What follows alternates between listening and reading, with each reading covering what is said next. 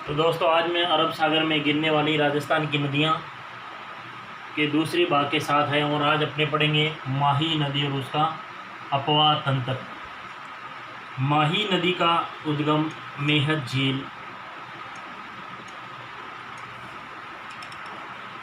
झील अमरोरू की पहाड़ियाँ,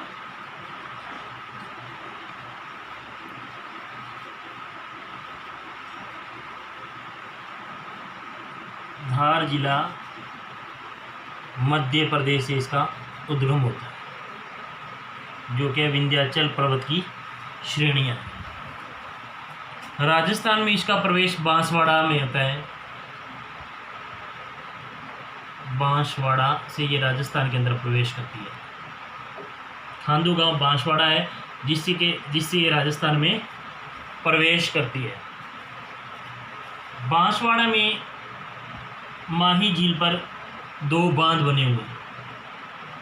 एक तो है माही बजाज सागर बांध,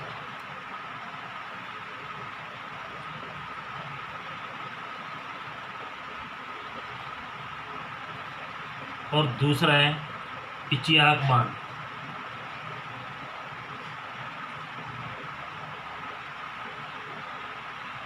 माही बजाज सागर बांध राजस्थान का भराव क्षमता की दृष्टि से सबसे बड़ा बांध है और बांसवाड़ा से होते हुए डूंगरपुर, प्रतापगढ़ से थोड़ा सा टच चाहिए, फिर डूंगरपुर को होते हुए यहाँ से गुजरात में प्रवेश कर खंबात की खाड़ी में, अरब सागर में खंबात की खाड़ी की तरफ चली जाती है और खंबात की खाड़ी से इसका जल है वो अरब सागर में मिल जाता है।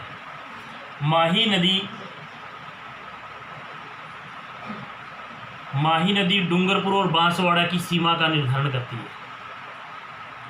माही नदी डूंगरपुर और बांसवाड़ा के बीच में प्राकृतिक सीमा बनाती है और माही नदी पर जाखम नदी जिसका उद्गम छोटी सादड़ी प्रतापगढ़ होता है। छोटी सादड़ी प्रतापगढ़, इस पर जाखम बांध है। जाखम नदी पर जाखम बांध है जो राजस्थान का सर्वाधिक ऊंचा बांध है। राजस्थान का सर्वाधिक ऊंचा बांध, 81 मीटर इसकी ऊंचाई है।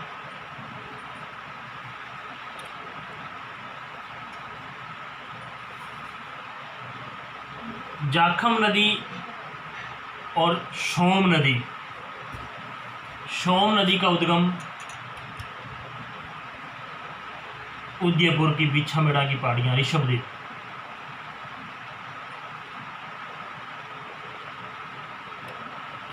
बिछामेड़ा की पहाड़ियाँ, ऋषभदेव, उदयपुर से इसका उद्गम होता है और उदयपुर से ये डूंगरपुर में आती है और डूंगरपुर में सोम नदी सोम कमला अम्बा परियोजना है। सोम कमला अम्बा परियोजना है जो डूंगरपुर की पेयजल परियोजना है, उसका निर्माण करके ये यहाँ पे बेणेश्वर के पास माही नदी में मिल जाती है। इस प्रकार माही नदी पर त्रिवेणी संगम है, जो तीन नदियाँ मिलती है, सोम, जाखम और माही, ये बेणेश्वर में तीनों का संगम होता है। बेणेश्वर आदिवासियों का कुंभ है, जहाँ आदिवासियों का कुंभ है। आदिवासियों का कुंभ, मीणों का कुंभ भी कह सकते हैं इसको, मीणाओं का कुंभ भी कहते हैं। बेणेश्वर के अंदर माघ पूर्णिमा को मेला भरता है। माघ पूर्णिमा को मेला।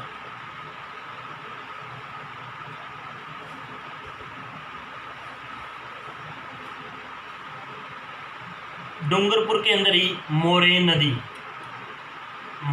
का उद्गम डूंगरपुर होता है। डूंगरपुर में ही वो गलियाकोट के अंदर माही नदी के अंदर मिल जाती है। और इधर बांसवाड़ा में अनाश नदी जिसका उद्गम आम्बेर की पहाड़ी मध्य प्रदेश है।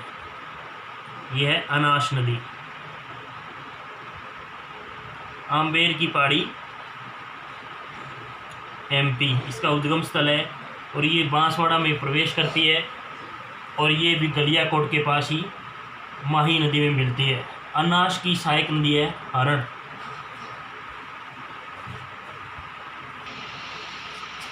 माही नदी की कुल लंबाई 576 किलोमीटर और राजस्थान में इसकी लंबाई 171 किलोमीटर है। राजस्थान में इसकी लंबाई 171 किलोमीटर है। इसे आदिवासियों की गंगा,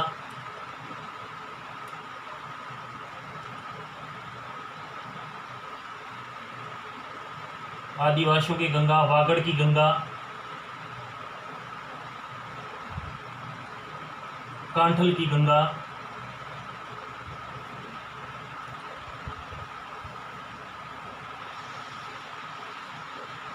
दक्षिणी राजस्थान की गंगा,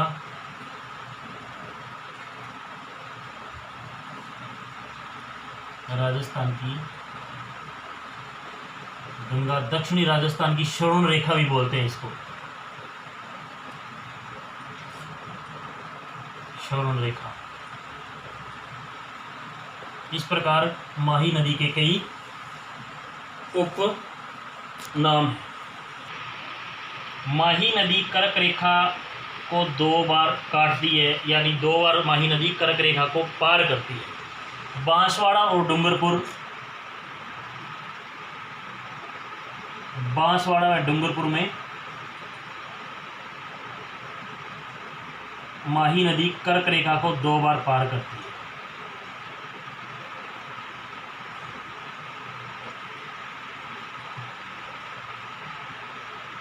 दो बार पार करती है। कर्क रेखा को 2 बार पार करने वाली माही नदी कर्क रेखा को 2 बार पार करती है। राज्य में माही नदी का प्रवाह गर्म राज्य है, गर्म राज्यों में है। गर्म राज्य ये ट्रिक है, 3 राज्यों से गुजरती है तो इसको मैंने ट्रिक बना दिया गर्म। गया से बन गया गुजरात, रह से राजस्थान और मैं से मध्य प्रदेश। तो माही नदी का प्रवाह 3 राज्यों में होता है। कौन कौन से 3 राज्य हैं? गर्म, गया से गुजरात, राजस्थान और मध्य प्रदेश। उसी प्रकार माही नदी राजस्थान के 3 जिलों से गुजरती है। तो उसकी ट्रिक मैंने बनाई है 3 जिले, राजस्थान के 3 जिले।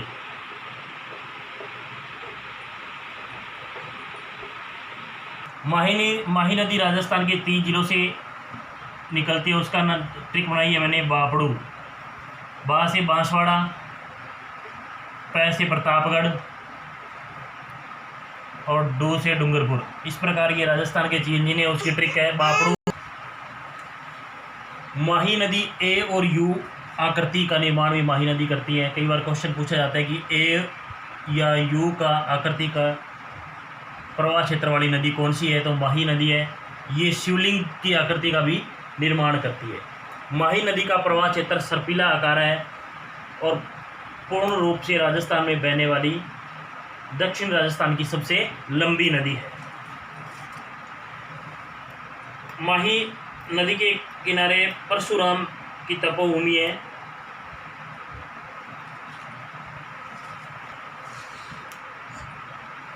माही नदी के किनारे निष्कलंक संप्रदाय की प्रधान पीठ सावला डूंगरपुर।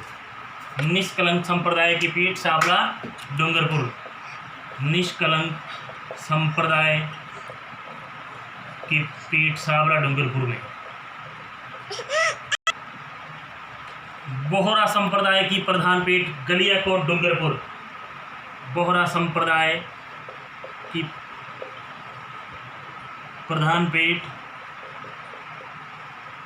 गलियाकोट डूंगरपुर। डूंगरपुर भी माही नदी के किनारे है। और सैयद फखरुद्दीन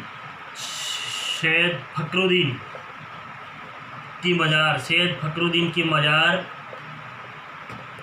डूंगरपुर है। जो सैयद फखरुद्दीन की मज़ार डूंगरपुर भी माही नदी के किनारे है। इस प्रकार अपने आज माही नदी के बारे में जाना। माही नदी का उद्गम महद झील अमरोलू की पहाड़ियाँ धार मध्य प्रदेश में होता है और ये दक्षिण से राजस्थान में प्रवेश करती है और दक्षिण से इसका निकास होता है। डूंगरपुर और बांसवाड़ा के अंदर माही नदी है जो कर्क रेखा को 2 बराबर विभागों में 2 बार काटती है। माही बजाज सागर बांध माही नदी पर बांसवाड़ा में है। वनेश्वर डूंगरपुर में ये त्रिवेणी संगम बनाती है और ये 3 राज्यों में प्रभावित होती है। उसकी ट्रिक मैंने बनाई है गरम।